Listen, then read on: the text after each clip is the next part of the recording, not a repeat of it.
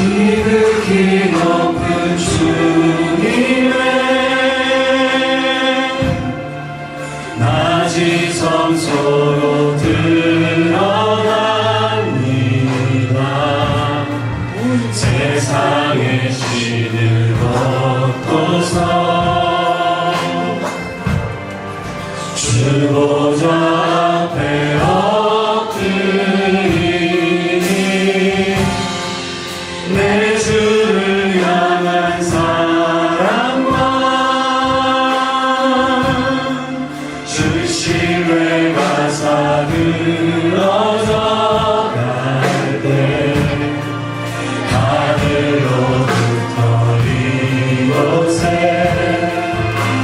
장막이 높이네.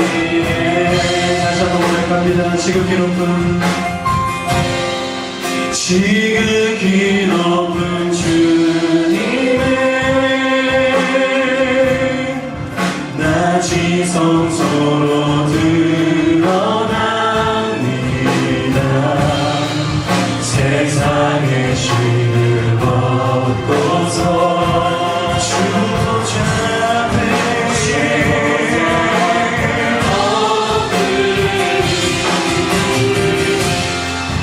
내 주를 향한 사랑과 그 신뢰가 사그러져 갈 때 하늘로 큰 이곳에 장막이 높이네. 이곳을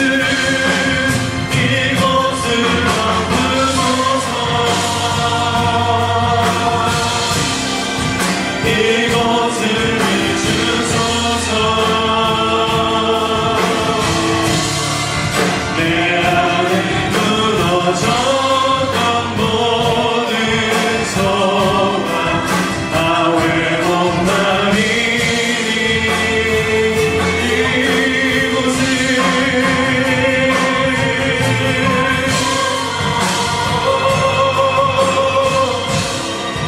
이곳을 만지소서.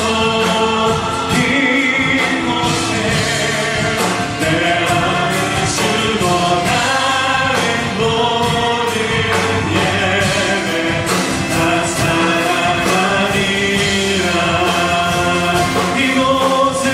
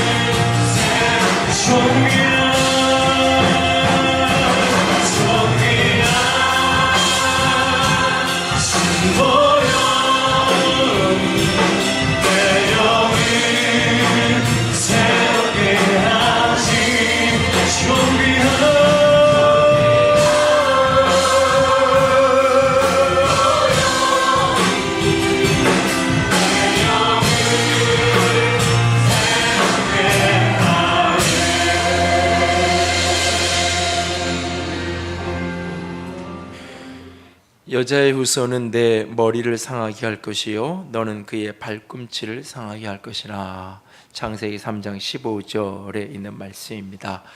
여자의 후손 곧 예수 그리스도께서 오셔서 예뱀 곧 사단의 머리를 깨트리고 상하게 할 것이다 라고 하는 예수 그리스도로 말미암은 영적 승리를 인간의 타락하는 그 장면 속에서 하나님이 예언하시고 예표하시는 성경 구절입니다. 이 말씀을 지난주 중에 창세기 성경 공부 시간에 같이 나누다가 한 분이 이런 의도의 요지의 질문을 하셨어요. 사단이 이 예수님의 발꿈치를 상하게 하고 예수님이 사단의 정수리를 머리를 깨트린다고 말씀하셨는데, 그게 바로 예수님의 십자가의 죽음의 의미라고 하면 사단은 왜 예수님을 그렇게 죽게 했던 걸까요? 예수님이 십자가에 죽게 되는 것이 자신의 머리가 깨지는 사건이 되고, 자신이 예수님의 십자가의 죽으심과 부활로 말미암아 사단의 영적 패배를 맛볼 수밖에 없다면, 사단은 예수님이 십자가에 죽는 거로 막아야지 될 텐데 왜 그렇게 예수님을 십자가에 죽게끔 하는데 사단이 그와 같은 역사를 했던 것일까요? 라고 하는 요지의 질문이 있었는데요. 그 이유는 간단합니다. 사단은 십자가의 의미를 알지 못했기 때문입니다. 사단은 예수 그리스도가 십자가의 죽음으로 말미암아 자신이 예수님에 대한 영적 승리를 얻는다라고 생각했습니다. 그래서 가룟 유다가 예수를 팔아먹을 때 요한복음 13장에 보면 사단에게, 가룟 유다에게 마귀가 예수를 팔 생각을 넣었다고 말하고, 또 조금 뒤로 가면 마귀가 이 가룟 유다에게 들어갔다라고 말하죠. 그래서 결국 이 가룟 유다가 예수를 팔아먹고 십자가의 죽음에 중요한 결정적인 역할을 하는데, 그 속에 사단이 그 생각을 집어넣고 사단이 그를 사로잡아서 그렇게 끌고 갔다라고 성경은 우리에게 가르쳐주고 있습니다. 예수님의 십자가의 죽음이 단지 발뒤꿈치를 조금 상하게 할 것인 뿐인 거고, 오히려 그 십자가의 죽음으로 자신의 머리가 깨진다라는 사실을 사단이 알았다면 그렇게 하지 않았을 것입니다. 그래서 바울은 이 십자가의 복음을 이야기하면서 이것을 하나님의 비밀이다, 또는 복음의 비밀이다, 또는 그리스도의 비밀이다 라고 말합니다. 예수 그리스도의 십자가의 죽음과 부활의 사건이 일어나기 이전까지 이 모든 것은 우리에게는 이제 십자가를 지나서 구약을 이해하니까 그렇게 해석이 되고 깨달아지지만, 사단에게, 마귀에게 그래서 감추어졌던 비밀이었다, 그리스도의 비밀이었다. 이 비밀을 너희가 깨닫게 원한다. 그리스도의 비밀을, 그리스도가 비밀이라는 것을 깨닫게 원한다라고 바울이 여러 본문에서 우리에게 바울 서신에서 말하는 것을 봅니다. 그건 뭐냐면 육체로 오신 그 예수 그리스도가 십자가의 죽음을 통해서 우리의 구원자가 되셨다는 이 사건, 이 복음이 비밀로 구약시대에 가려져 있던, 사단에게 가려져 이 세상이 알지 못하던 그것이 이제 밝히 복음 안에서 이제 드러났는데, 이 비밀을 알고 깨닫는, 다시 말해서 예수를 구원자로, 예수를 그리스도로, 예수를 주인으로 그렇게 깨닫고 아는 그런 믿음이 너에게 있기를 원한다. 그것을, 이 비밀을 깨닫게 원한다라고 여러 차례 사용하고 있는 것을 보게 됩니다. 그런데 바울 서신 속에 십자가가 비밀이요 예수의 그리스도 되심이 비밀이었을 뿐만 아니라 구약 안에 이 세상 가운데, 그리고 사단에게 비밀로 감추어 두었던 하나님의 또 다른 비밀 하나가 되어 있는데, 그것은 바로 교회입니다. 예수님이 이 땅에 죽으시고 비록 부활하셨다 할지라도 하늘 보좌로 승천하시고 올라가시고 나면 이 세상에 이제 예수를 따르던 제자들만 남겨지는 거죠. 그 제자들만 남겨져 있으면 얼마든지 사단이 이 세상을 이길 수 있고 그 제자들을 꺾을 수 있고 승리할 수 있다고 생각했는데 그렇지 않은 것입니다. 교회란 단순하게 기독교라는 종교를 신뢰하는 어떤 사람들이 모인 그런 어떤 종교 집단, 어떤 사람들이 모이는 단순한 모임의 차원으로 끝나지 않는다는 것입니다. 교회란 영이신 예수 그리스도께서 실제로 거하시는, 부활하셔서 승천하신 그분께서 여기에 함께 하시는 실제적인 공동체, 그래서 교회를 그리스도의 몸이라고 말하는 거죠. 그래서 교회가 있는 곳에는 그리스도가 몸으로 있는 거예요. 예수 그리스도의 몸이 거기에 머물러 있는 거예요. 이 신비를, 교회가 단순한 사람들의 모임이 아니라, 교회가 단순히 어떤 종교적인 결사체가 아니라 이 교회가 그리스도의 몸이라는 사실, 교회가 그리스도의 몸이어서 교회가 있는 그곳에 그리스도가 머물러 있고, 교회가 있는 그곳에 그리스도가 계시기에 그 어떤 어둠의 권세도 음배의 권세도 이 교회를 깨트릴 수 없고 이 교회를 이길 수 없다라는 것, 이것이 하나님의 비밀, 교회가 곧 비밀이었다는 이야기입니다. 그것을 에베소서에서 여러 군데서 설명하는데, 이 비밀이 크도다 그리스도와 교회에 대하여 말하노라 라고 바울이 말하죠. 그리스도와 교회의 관계에서 이것이 비밀로 감추어져 있던 것, 그러니까 사단이 예수님 십자가에 못 박으면 이 교회라는 공동체가 이 땅에 세워진다는 걸 알지 못했던 거예요. 그 십자가의 죽음으로 말미암아 자신의 머리가 깨지고 구원의 문이 열린다는 것도 사단이 알지 못했고, 예수 그리스도가 죽으시고 부활하 승천하신 후 이 땅에 당신의 몸인 교회가 서게 될 것, 그래서 더 왕성하게 예수님이 홀로 복음을 전하고 생명을 전하고 더 능력 있게 온 세상에 복음이 이렇게 불릴 듯 전해지는 그 통로로, 도구로 하나님의 교회를 사용하실 이 교회에 대한 비밀을 사단은 알지 못했고, 그래서 역설적으로 교회의 탄생에 일조하게 되는 그런 어리석음을 사단이 행하게 되는 것입니다.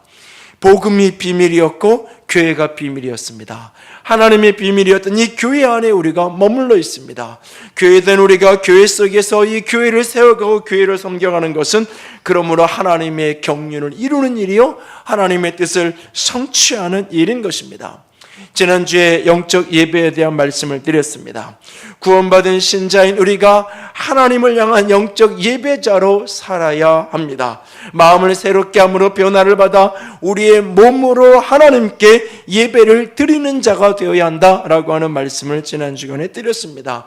그렇게 우리가 우리의 몸으로 마음의 변화를 받아 생각의 변화를 받아 우리의 몸으로 하나님께 예배를 드려야 할 그 예배자로 살아가야 될 첫 번째 현장, 그것이 바로 교회인 것입니다. 하나님의 비밀로 이 땅 가운데 탄생한 그리스도의 몸인 교회의 현장, 그것이 우리가 예배자로 살아가야 될 첫 번째 현장입니다. 그리고 로마서 12장 이후에서 계속해서 우리가 우리의 몸으로 예배로 살아가야 될 삶의 현장을 교회뿐만 아니라 우리 이 사회, 우리의 가정, 이곳 속으로 이렇게 확장시켜가면서 다양한 이야기를 바울은 이제 해나가게 될 것입니다.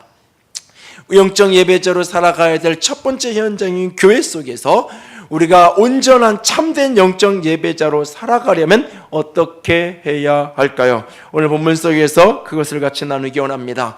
교회 공동체 안에서, 그리스도의 몸된 교회 안에서 영적 예배자로, 온전한 예배자로, 주님이 기뻐하시는, 주님이 만족해 하시는 예배자로 살아가려면 어떻게 해야 되는가? 첫 번째로 자신에 대하여 지혜롭게 생각하는 것에서부터 시작해야 됩니다.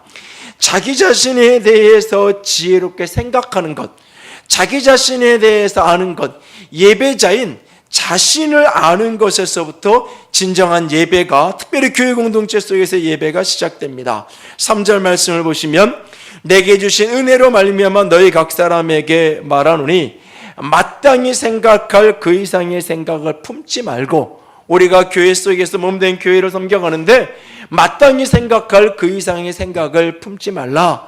너에게 은혜로 주신 믿음의 분량대로 지혜롭게 생각하라. 여기에 마땅히 생각할 그 이상의 생각을 품지 말고 그랬는데, 원문에 보면 그 앞에 표현 하나가 들어있어요. 자신에 관하여 마땅히 생각할 그 이상의 생각을 품지 말고, 다시 말해서 자기 자신, 무엇을 마땅한 생각 이상을 품으면 안 되냐? 자기 자신에 대하여 그렇게 지혜롭게 생각하고 지혜롭게 판단해야 된다라고 말하고 있는 겁니다. 이것을 어떤 목사님이 해석을 하면서 이런 표현을 쓰더라고요. 로마서 12장 3절은 예수 그리스도의 복음이기도 하지만 이것은 소크라테스의 복음이다 그러더라고요. 뭔 소린가 그랬더니 그 다음에 하는 얘기가 내 자신을 알라 그랬다고. 우리가 그리스도의 몸인 교회를 섬겨가는데 첫 번째로 알아야 되는 게 자신을 알아가야 한다는 것입니다. 자기 자신을 알아야 돼요. 근데 자기 자신을 안다라고 말할 때 구체적으로 그것이 무엇을 이야기하는 거냐? 여러 가지 부분을 이야기할 수 있는데, 가장 중요한 것 하나는 내가 거듭난 그리스도인, 예수 안에서 신자된, 내가 예수 그리스도의 십자가의 복음으로 말미암아 구원받은 하나님의 자녀, 그리스도 예수 안에 정죄함이 없는 생명의 성령의 법 아래에 있는 구원받은 하나님의 자녀됨을 먼저 알아야 될 것이고, 두 번째로 또 알아야 되는 건 뭐냐? 나를 교회 공동체를 세우는 도구로 교회 가운데 두신 분이 하나님이시다라고 하는 사실을 알아야 돼요. 내가 교회를 세우는 사명자로 부름받은 사람이라는 겁니다. 내가 하나님의 은혜로 구원받은 하나님의 백성이요 자녀일 뿐만 아니라 하나님이 나를 교회 공동체 속에 두셔서 이 교회를 세우는 통로로 하나님의 동력자로, 그리스도의 밭으로, 그리스도의 몸으로 하나님이 나를 부르시고 세웠다는 사실이에요. 지난 주 중에 수요일 날인가 제가 설교하면서 그런 이야기를 드렸어요. 부모들이 이렇게 자녀들을 이렇게 키워가면서 여러 가지 이제 전제 기억해야 되는 것들이 있는데, 그 중에 가장 중요한 포인트 하나는 뭐냐면, 내 아이에게 내가 최선의 부모, 최선의 엄마, 최선의 아빠라는 사실을 믿는 것에서부터 자녀 교육은 시작된다. 온 천하 만물 그 수많은 백성들 가운데에서 하나님이 나를, 내 아이가 내가 만들고 싶어서 만든 내 소유물이 아니라 하나님이 지으시고 하나님이 내게 맡기신 것을 믿는다면 하나님이 나에게 맡겼어요. 온 세상 수많은 사람들 가운데 하나님이 나에게 맡겼다는 걸 믿고, 하나님이 내가 그 아이에게 최선이기 때문에 나에게 맡겼다는 걸 믿고 내가 그 아이를 양육해 가야 되는데, 많은 사람이 특별히 오늘날, 특별히 한국 사회에 특별히 신앙생활하는 사람일수록 더 할 수 있고, 우리 교회 같은 분위기의 교회를 다니는 분들일수록 더 할 수 있는데, 뭐냐면 이 자녀 교육에 대한 여러 가지 방법론과 노하우와 지혜와 이런 걸 자꾸 나누면 나눌수록 한편으로는 도전이 되고 한편으로는 깨달음이 되고 지혜를 얻는데, 한편으로는 사실 정죄감이 계속해서 강화되는 경우가 많아요. 왜? 배우는데 그대로 안 되거든요. 그러면서 여러 가지 노하우나 이런 걸 배울 때마다 나는 그렇지 못하는데 라고 하는 그 정죄감 속에 자꾸 이렇게 오히려 그게 심화되면서 아이들이 때로는 불쌍하죠. 나 같은 엄마를 안 만났으면 나 같은 아빠를 안 만났으면, 뭐 단순하게는 조금 더 경제력 있는 엄마 아빠를 만났으면, 조금 더 지혜로운 엄마 아빠를 만났으면 우리 애가 저런 고생을 안 할 텐데 라고 하는 생각, 그것이 사실은 죄책감에서부터, 스스로에 대한 정죄감으로부터 나와서 정죄감이 외적으로 표현되는 여러 가지 표현 중에 하나의 표현으로 그렇게 나타나죠. 그렇게 생각하는 한 자녀를 바르게 교육하고 온전히 우리가 지금보다 조금 더 나은 교육을 할 수 있는 기본적인 틀이 흔들리는 거예요. 기본적인 틀이. 기본적인 전제가 하나님이 그 아이에게, 내가 부족함에도 불구하고 어떤 연약함에도 불구하고 하나님이 나에게 맡기신 최선의 걸 믿는 것에서부터 양육의 핵심 원리가 시작되는 거예요. 우리가 교회를 섬겨가고 교회 공동체 속에서 그리스도의 몸된 교회에서 내가 영적 예배자로 살아가는 출발도 거기에 있는 거예요. 하나님이 나를, 이 교회를 세우고 섬겨가는 자로 하나님이 나를 여기에 두셨다는 것을 믿는 거예요. 그걸 내가 확신하고 아는 것. 하나님이 당신의 몸을 세우는, 교회를 세우는 동력자로 나를 부르셨는데, 구원의 백성으로, 자녀로 부르셨을 뿐만 아니라 당신의 몸을 세워가는 하나님의 동력자로 나를 부르셨는데, 하나님이 나를 이 세상 수많은 교회 가운데 하나님이 나를 여기에 두셨다는 것이죠. 이 몸인 교회를 섬겨가는 도구로, 통로로 하나님이 나를 두셨다는 것을 내가 믿는 것, 그것이 교회 속의 영적 예배자를 살아가면서 우리가 알아야 될 가장 기본적인 출발이에요. 내가 그것을 확신하고 알아야 돼요. 이것을 알지 못하면 끊임없이 나는 내가 뭔가 도움이 되냐 안 되냐, 내 판단으로, 내 생각으로, 내가 뭔가 많은 공헌을 하고 많은 걸 하면 내가 이 교회의 주인이 되고, 내가 있으니까 이 교회가 움직여지는 거고, 또 반대로 내가 어떤 헌신도 하고 어떤 도움도 되지 못한다고 스스로 느낄 때는 나 같은 사람은 그냥 있어도 그만 없어도 그만, 그런 식으로 교회를 생각할 수 있다는 거죠. 그런 사람이 교회에 대한 어떤 하나님의 사명을 가지고 교회를 어떻게 섬겨가고 이 교회 속에서 어떻게 진정 예배자로 살아갈 수 있겠어요? 이 교회 공동체 속에서 진정한 예배자로 살아가려면 내가 자기 자신에 대해서 지혜롭게 생각해야 되는데, 그것은 내가 구원받은 하나님의 백성일 뿐만 아니라 내가 그리스도의 몸을 세워가는 하나님의 동력자로 내가 세움받았다는 사실이에요. 그런데 이 과정 속에서 지나친 열등감이나 지나친 우월감을 피해가는, 내 자신을 알고, 분명히 알고 내가 섬겨가야 함을 오늘 본문은 우리에게 가르쳐주고 있는 겁니다. 여러분이 이 교회 속에서 영적 예배자로 살아가기 위해 가장 먼저 자기 자신을 아십시오. 나는 하나님의 구원받은 자녀일 뿐만 아니라 하나님의 교회를 세워가는 동력자로, 하나님의 교회를 세워가는 그릇으로 하나님이 나를 부르셔서 여기에 세우셨다는 사실입니다. 두 번째로 우리가 영적 예배자로 살아가기 위해서 필요한 게 뭐냐?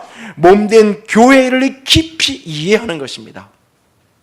교회라는 것이 무엇인지를 정확하게 깊이 온전히 이해해야 되는데, 특별히 몸으로서의 교회를 이해할 수 있어야 됩니다. 교회에 대한 여러 상징적인 그림이 성경에 나오는데, 그 가운데 특별히 오늘 본문은 교회의 핵심이 교회를 몸이라고, 사람의 몸으로 교회를 비유하며 설명하고 있는 것을 보게 돼요. 본문 4절과 5절을 한번 볼까요? 4절과 5절 한번 더 같이 읽습니다. 우리가 한 몸에 많은 지체를 가졌으나 모든 지체가 같은 기능을 가진 것이 아니니 이와 같이 우리 많은 사람이 그리스도 안에서 한 몸이 되어 서로 지체가 되었느니라. 에베소서 3장 23절 같이 읽습니다. 교회는 그의 몸이니 만물 안에서 만물을 하시는 이에 충만함이라. 교회는 그의 몸이다. 교회가 그리스도의 몸이다 라고 말하고 있어요. 그 몸에, 한 몸에 우리 개인은 바로 지체다 라고 말하고 있습니다. 교회는 그리스도의 몸이라고 말하고 있어요. 이건 신비해요. 이건 오직 믿음으로만 수용할 수 있는 거예요. 믿음으로만. 어제도 이렇게 센터적인 세미나를 하다가 중간에 우리 청년한 친구가 결혼식을 해서 잠깐 결혼식 하는 데 가서 기도를 해주고 왔는데, 결혼과 동시에 결혼 생활을 성공할 수 있는, 승리하는 결혼 생활을 할 수 있는 가장 첫 번째 출발이 결혼과 동시에 믿어야 될 게 있는데 뭐냐면 두 사람이지만 한 몸이라는 걸 믿는 거예요. 두 사람이지만 한 몸이라는 걸 믿는 게 결혼의 출발이에요. 그것이 성경에서 얘기하는 신비예요. 하나님 안에서 결혼을 받아들인다고 할 때 그 신비는 분명 둘인데 한 몸이라는 거예요. 한 몸은 찢으면 둘 다 죽는 거예요. 솔로몬의 재판의 이야기처럼 한 몸은 찢으면 둘 다 죽는 거예요. 그걸 받아들이는 게 출발이에요. 마치 그런 것처럼 교회가 그리스도의 몸이라는 것도 신비해요. 분명히 사람들이 모여 있잖아요. 우리가 모여 있잖아요. 사람들의 공동체고 사람들의 모임이고 이 안에 사람들의 조직이고 사람들의 관리가 있고 우리가 같이 모여서 분명히 해요. 그런데 이것이 단순하게 사람의 모임이 아니라 그리스도의 몸이라고 말하고 있는 거예요. 예수 그리스도께서 머리요, 우리가 그의 몸이고 우리 한 사람 한 사람이 이 몸의 지체로 함께 묶여. 이것이 교회라는 사실이에요. 이것이 비밀이고 이것이 하나님의 계획이고 하나님의 신비예요. 그래서 교회를 핍박하는 것이 그리스도를 핍박하는 것이요, 교회를 찢는 것이 그리스도의 몸을 찢는 거라고. 바울은 예수님께 돌 한 번 던진 적이 없고 교회를 핍박했을 뿐인데 예수님은 이렇게 다메섹 언덕에서 말씀하시죠. 나는 내가 핍박하는 예수다라고. 넌 어째 나를 핍박했느냐고 이야기하죠. 예수님께 돌 한 번 던지자고 침 한 번 뱉은 적이 없는데 왜 나를 핍박하냐고. 왜? 그리스도의 몸이 교회이기 때문에. 그리스도의 몸을 핍박했으니까 결국 예수를 핍박했다고 예수님이 바울을 책망하시는 것을 우리는 성경에서 볼 수 있습니다. 교회는 그리스도의 몸이에요. 교회를 몸으로 이해한다는 것은 이 몸의 공동체 안에 생명적 관계가 있다는 것을 믿는 거예요. 생명적 관계. 여러분, 사람의 몸 가운데 이 손이 하니 붙어있을 때 이 손은 살아있는 손이에요. 이 손이 잘려져 나가면, 이 손이 떨어져 나가면 이 사람은, 저는 손 하나 없는 사람이 되겠지만 손 하나 없는 사람으로도 여전히 살아있는 사람이에요, 나는. 그러나 떨려져 나간 이 손은 몸에서 떨어지는 순간 이 몸은 죽는 거죠. 이 손은 죽는 거죠. 썩어서 없어지는 게 돼버리는 거예요. 몸에 붙어 있을 때 그것이 생명인 거예요. 우리가 교회 안에 붙어 있을 때 그것이 생명인 거예요. 교회가 그리스도의 몸이기에 교회 안에 있을 때 생명이 있는 거예요. 물론 여기에 아주 구체적인 상황으로 들어가면 여러 가지 신학적인 토론도 있고 논쟁도 있어야 될 거예요. 그러나 몸을 떠나서도 살 수 있다. 교회 없이도 나는 신실한 신앙인으로 살아갈 수 있다. 이건 넌센스예요. 생명이, 그리스도의 몸이 교회라는 것을 믿는다면, 몸은 교회라는 것을 믿는다면 교회 안에 있을 때 내가 생명이 있는 거예요. 교회는 그리스도의 몸이에요. 그렇기 때문에 우리는 이 교회 안에서 주님과 내가 교회 안에 머물므로 생명적 연합의 관계성을 우리가 갖고 있는 거예요. 그리고 생명적 관계라는 말은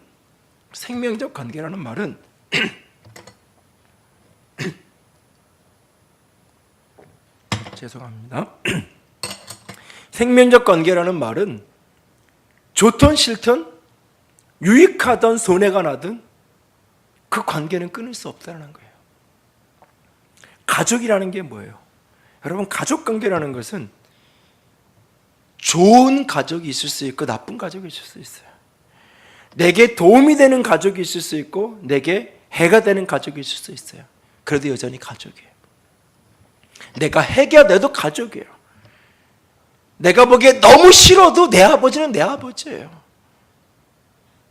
내 동생은 내 동생, 아무리 싫어도 호불호에 관계없이, 이익과 손해 관계없이 가족은 가족인 거예요. 교회가 그런 거예요. 교회 안에 우리가 생명적 관계로, 그리스도와 생명적 관계로 함께 있다는 말은 교회 안에 내가 어떤 게 좋을 수도 있고 안 좋을 수도 있고, 내게 유익이 될 수도 있고 내게 손해가 될 수도 있어요. 그래도 우리는 이 몸 안에 같이 있는 거예요. 함께 하는 거예요.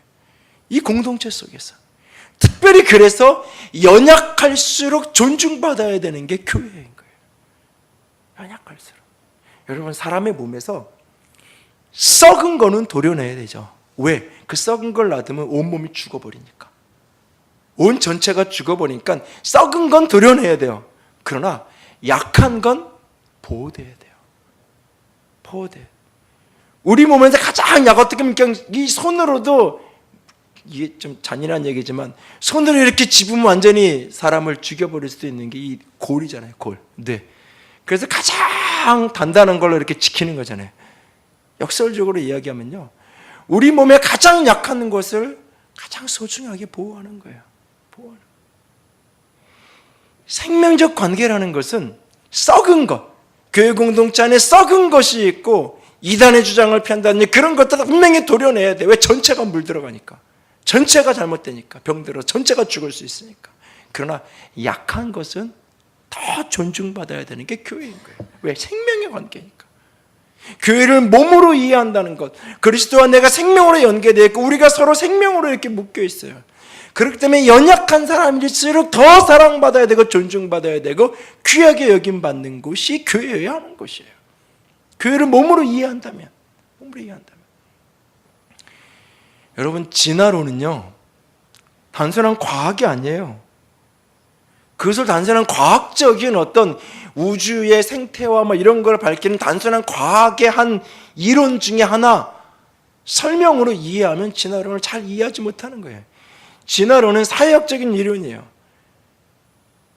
철저하게. 그리고 진화론적인 세계관이 지난 200년 동안 이 세상을 지배하고 있는 거예요. 산업혁명 이후에 진화론의 핵심이 뭐예요? 적자생존이에요. 약육강식이에요. 진화론은 그 환경 속에서 잘 적응하는 존재는 살아남는 거고, 그렇지 못하는 건 도태되는 거예요. 세상은 계속 진보해 갈 거예요. 진보해 가는 그 세상 속에서 적절히 적응을 잘하는 사람은 생존하는 거고, 그 생존하지 못하는 게 도태되고 사라지는 것은 당연한 거예요. 당연한 거예요. 철저하게 강자의 원리예요. 철저하게 강자와 능력 있는 사람만 살아남는 원리예요. 산업혁명 사회가 바뀌어지면서 철저하게 능력 있는 사람만 살아남는 거예요. 적자생존. 그래서 기업이 망하는 거, 이번 일주일 동안 혹시 페이스북에 관심 많고 이런 분들은 그 지금 이슈가 되는 기사 여기저기서 나오는 것 중에 하나가, 나이 35살에 부자가 되지 못하는 건 다 자기 책임이다. 미국의 최대 그 IT 기업을 하던 중국 출신의 알리바바의 그 회장이 연설을 하면서 그 얘기를 해서 그게 여기저기서 이렇게 이게 찬반 양론의 논란들이 많은데요. 여러분, 이 세상은 철저하게 적자생존이에요. 강한 자가 살아남는 거, 약한 자가 도태하는 거 당연한 거예요. 대박집이 잘 되는 거, 그 옆에 손님 답백해서 그 옆집 망하는 건 당연해요. 왜? 그 집은 서비스 못하니까. 그 집은 요리를 잘 못하는 건 망하는 게 당연한 거예요. 옆집이 성공하는 건 당연한 거고. 우리는 그것을 당연하게 받아들이는 세상 속에 살고 있어요. 그래서 교회도 그렇게 받아들이죠. 그래서 잘하는 사람, 능력 있는 사람 계속 존중받아야 되는 거고, 그렇지 못한 사람은 교회도 구조조정을 해야 되는 거예요. 적절하게 잘라낼 사람 잘라내고, 그렇게 표현하지 않지만 그런 식의 관점을 가지고 교회가 움직여져 가야 된다고 생각하는 경우가 너무너무 많아요. 그 유혹이 끊임없이 내 속에 돼 있고요. 끊임없이. 세상이 다 그렇게 이해하니까. 그런데 교회는 생명의 공동체라고 말해요. 그리스도의 몸이라고 말해요. 그래서 적자생존이 아니에요. 그 약한 자를 살려내서 같이 가야 되는 거예요. 능력 있는 사람만 살아야 되는 게 아니에요. 잘하는 사람만 박수 받아야 되는 게 아니에요.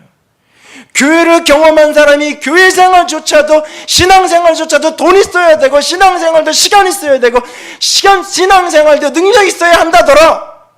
이것은 철저하게 교회가 그리스도의 몸인 걸 잃어버린 거예요. 교회가 세상이 된 거죠. 적자생존의 원리가 교회 속에도 가득한 거죠. 왜? 교회를 더 이상 그리스도의 몸으로 바라보지 않으니까. 몸으로 바라보지 않으니까. 그래서 중요한 사람이 안 나오면 찾아가서 설득해야 되지만, 그렇지 않은 사람은 그러든지 말든지. 아닌 거예요. 교회는 그리스도의 몸이에요. 그래서 약한 사람일수록 더 존중받아야 되고, 약한 사람일수록 더 보호받아야 되는 게 교회예요. 이것을 우리가 사랑의 관계라고 이야기하고, 이것이 공동체성이라고 이야기하는 핵심 중에 하나예요. 클레멘트라는 초대교회 신학자의 글을 보면, 터툴리안이라는 학자의 글을 보면, 초대교회 사람들이 전도하던 전도 문구 얘기해요. 예수 믿으세요, 예수 믿고 천국 가세요, 예수 믿으면 좋아요, 이런 얘기, 전도 문구가 있는데, 그 초대교회가 전도하던 전도 문구, 참 이 문구를 들으면서 한편으로는 가슴도 아프고 한편으로는 소망도 생기고 그랬는데, 뭐라고 전도했냐면, 예수 믿는 사람처럼 서로 사랑하며 사는 사람들을 본 적이 있나요? 예수 믿는 사람들처럼 서로 사랑하며 살아가는 사람들을 본 적이 있나요? 제가 이 소리 딱 한 번 내가 들어본 적이 있어요. 여호와 증인들한테 내가 들어본 적이 있어요. 여호와 증인들이처럼 서로 사랑하는 사람을 본 적이, 똑같은 표현을 하자면 비슷한 뉘앙스의 표현을 내가 들은 적이 딱 한 번. 철저하게 자기들이 서로 책임지고 서로 도와주고, 그게 우리는 이단이 이렇게 자기들끼리 개토화되는 거라고 비난하지만, 철저하게 경제적인 문제까지도 도와서 같이 살기 위해서 애쓰는 그런 공동체성. 근데 초대교회가 전도하면서 이런 문구를 썼다는 거예요. 아마 여기 사거리에 나가서 그리스도인들처럼 서로 사랑하는 사람들을 본 적이 있습니까? 라고 물으면 뭐라 그럴까요? 빤히 쳐다보면서 교회를 안 나가봤구만 그러지 않을까? 사람들에게 상담을 하고 이렇게 개인적인 어떤 힘든 이야기들을 이렇게 듣고 나누고 그럴 때가 있어요. 기도를 해주고 가면 많은 분들이 그런 이야기를 하다 보면 꼭 한마디 하는 게 있어요. 뭐라고 얘기하냐면, 목사님만 아셨으면 좋겠어요, 이런 얘기를 해요. 그 얘기 속에 왜 그 이야기를 하는지 충분히 이해되기 때문에 참 마음 아픈 게 있어요. 교회 공동체라는 것이 얼마나 말이 무서운 것인지, 내 어떤 상담을 하고 이걸 나눈다는 거, 자기 잘난 거 상담하는 경우 별로 없잖아요. 뭔가 내게 아픈 거, 애 때문에 힘들든지 경제적이 힘들든지 몸이 아프든지, 뭔가 자기 부정적인 거, 자신의 약점을 나누고 기도해달라고 그러고 어떻게 해야 될지 의논한다고 그러는 거잖아요. 그 이야기를 혹시 누군가가 알았을 때 그것이 어떤 비난이 되고 조롱이 되고 또는 손가락질이 되고 어떤 말거리가 될지, 그런 부정적 경험을 적어도 몇 번을 해봤기 때문에 그런 얘기 하는 거 아니에요? 그런 경험을 한 번도 없는 사람이라면 그런 얘기 하지 않을 거예요, 어쩌면. 왜요? 약한 사람의 약한 이야기를 들었을 때, 무언가 부족하고 허물의 이야기를 들었을 때 품어주고 감싸주고 붙들고 그것을 어떻게 도울 수 있을까를 기도하기보다는 그냥 세상 사람들이 비난하고 정죄하고 손가락질하는 것처럼 똑같이 그냥 그렇게 교회가 그리스도의 몸이에요. 내 몸이 아픈 거예요. 내 몸이 아픈 거예요. 누워서 침 뱉기라는 말이 있잖아요. 내 몸이 아픈 거예요. 내 몸이 병든 거예요. 내 몸이 지금 고통받고 있는 거예요. 내 몸에 상처를 난 거예요. 근데 지금 누구를 뭐라 그러겠어요? 일단은 치료해야죠. 고쳐야죠. 어떻게 이걸 낫게 해야죠. 그러고 나서 나중에 왜 그런 병에 걸렸을까? 그 나중 문제예요, 그거는. 지금 아파 죽겠는데 거기에 왜 그랬냐는 아무런 의미가 없는 거예요. 일단은 이거 응급처치를 좀 해놓고 그 다음에 왜? 교회가 몸이니까. 우리가 이 교회 속에서 진정한 예배자로 살아가기 위해서는 내가 어떤 존재인지 자기 자신, 하나님의 구원으로 사명으로 부름받은 이 교회 속에 교회를 세우는 통로로 내가 부름받았음을 알아야 되고, 그리스도의 몸인 교회를 정확하게, 아니 더 깊이 묵상하셔야 돼요. 교회를 왜 몸이라고 말씀하셨을까? 그리스도의 몸이라고 말씀하셨을까? 이걸 깊이 여러분 가슴 깊이 묵상하세요. 몸이에요. 몸, 교회라. 그래서 특별히 생명의 연합이 있고 특별히 연약한 사람을 같이 품어내고 안고 갈 수 있는 그것이 교회여야만 해요. 병든 사람을 보냈더니 상처를 더 심하게 만들어 버린다면 누가 그 병원을 찾아가면 그곳에 가겠어요? 교회가 약한 사람이 왔을 때 약함이 덧나는 게 아니라 회복되고 일어날 수 있는 그것이 교회 공동체여야만 되는 거예요. 이것이 생명의 그리스도의 몸의 의미예요. 그리고 세 번째로 이 교회 속에 영적 예배자로 살아가려면 은사를 따라 은혜로 섬기는 자가 되어야 됩니다. 내게 주신 은혜대로 받은 은사가 각각 다른데 그 은사를 따라 섬겨가는 거예요. 우리 몸에 다양한 지체가 있는 것처럼 은사가 다 달라요. 내가 받은 은사를 가지고 은혜로 섬겨가는 거예요. 은사라는 말은 기프트, 선물이라는 표현이에요. 내가 하나님께로 선물로 받아서 그 선물로 열심히 섬겨가는 것, 그것이 바로 교회를 섬겨가는 영적 예배자로 살아가는 모습이에요. 그래서 내게 예언의 은사가 있으면 믿음의 분수대로 감당하고, 섬기는 은사가 있으면 섬기는 일을 하면 되고, 가르치는 은사가 있으면 가르치는 일을 하고, 위로하는 은사가 있으면 위로하는 일을 하면 됩니다. 구제하는 자는 성실함으로, 다스리는 자는 부지런함으로, 긍휼을 베푸는 자는 즐거움으로 하라고 말씀하고 있어요. 이 표현들 하나하나도 여러분들이 좀 잘 묵상을 해보시면 우리가 어떻게 섬김으로 살아가야 되는지에 대한 많은 원리들을 찾을 수 있을 거예요. 이번 달이 긍휼이죠. 긍휼을 베푸는 데 가장 중요한 게 즐거움이라고 이야기해요. 여러분, 우리는 모두 다 긍휼의 삶을 살아야 된다는 거 다 동의해요. 누군가 그런 삶을 살아갈 때 참 감동도 있고 박수도 치고 나도 저렇게 살고 싶다는 소망도 가져봐요. 그런데 우리는 대부분 긍휼의 삶을 살지 못해요. 왜? 긍휼의 삶을 살아간다는 것은 아주 지난한 그 긴 시간에 사실 어려움이 필요한 거예요. 누군가에게 긍휼을 베푸며 살아간다는 것. 그래서 긍휼 속에 긍휼을 베푸는 자는 즐거움으로 하라고, 그 속에 즐거움을 만들어가면서 즐거움으로 기쁨으로 그 일을 감당하라고 우리에게 부탁하고 있는 거예요. 내게 주신 은사가 무엇인지 그 은사를 발견하고 그 은사를 따라 은혜로 무엇인가 대가와 이익과 계산이 아니라 은혜로 섬겨가는 것, 그것이 바로 그리스도의 몸을 섬겨가고 이곳에서 영적 예배자로 살아가는 겁니다. 그렇다면 내 은사가 무엇인가요? 여러분들이 받은 은사가 무엇인지 어떻게 알 수 있을까요? 은사 검사지도 있고 여러 가지 객관적인 도구들도 방법들도 있을 겁니다. 단순하게 정리하면 몇 가지 말씀드릴 수 있어요. 여러분들이 기뻐할 수 있는 일이 은사일 가능성이 많아요. 내가 좋아하는 일 하면서 기뻐할 수 있는 일이 은사로 내게 주어진 경우가 참 많아요. 그런데 내가 어떤 걸 좋아하는지, 어떤 걸 할 때 내가 기쁨이 있고 만족이 있는지 그건 해본 사람만 알아요. 그리고 해봤을 때 그게 잘 되면 거기에서 기쁨을 느끼게 돼 있는 거예요. 잘 되면. 여러분이요, 컴퓨터 게임을 좋아하는지 안 좋아하는지 몰라요. 안 해본 사람은요.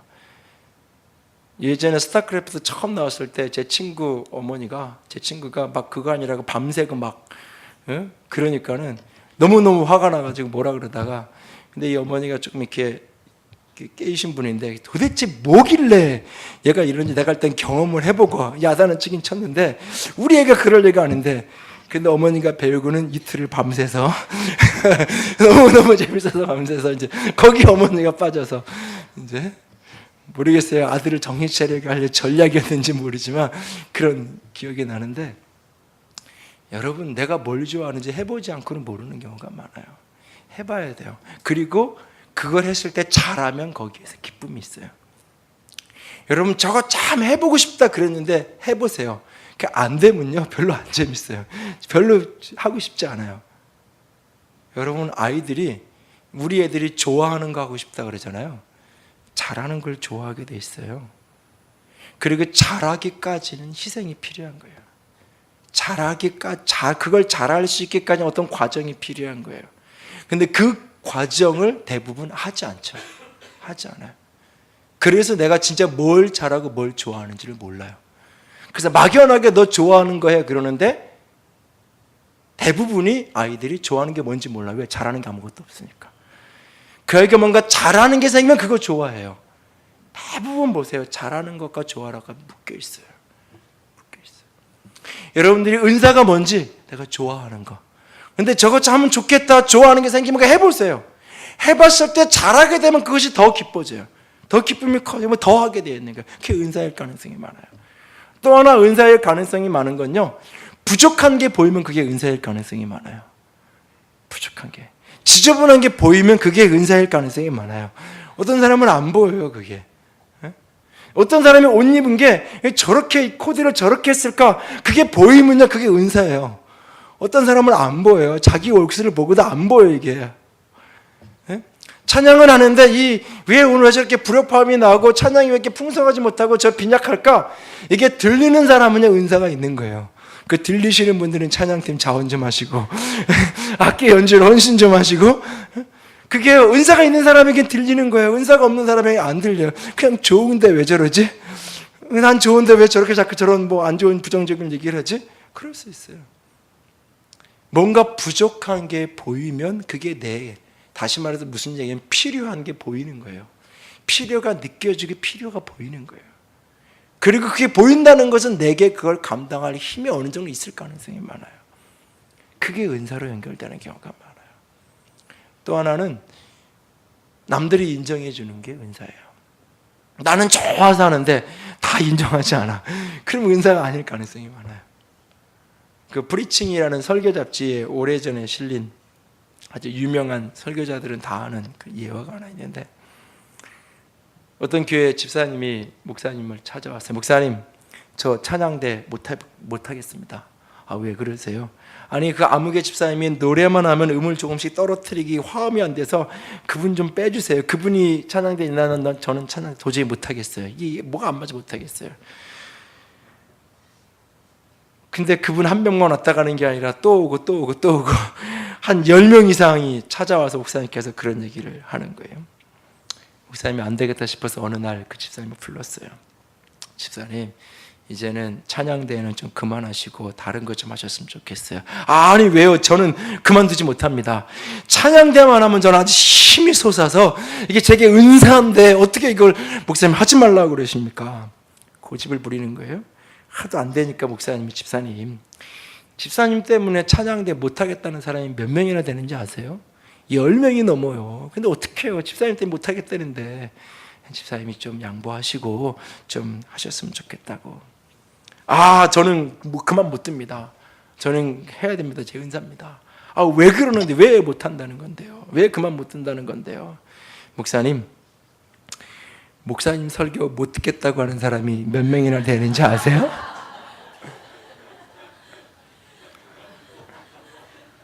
목사님 20명이 넘어요.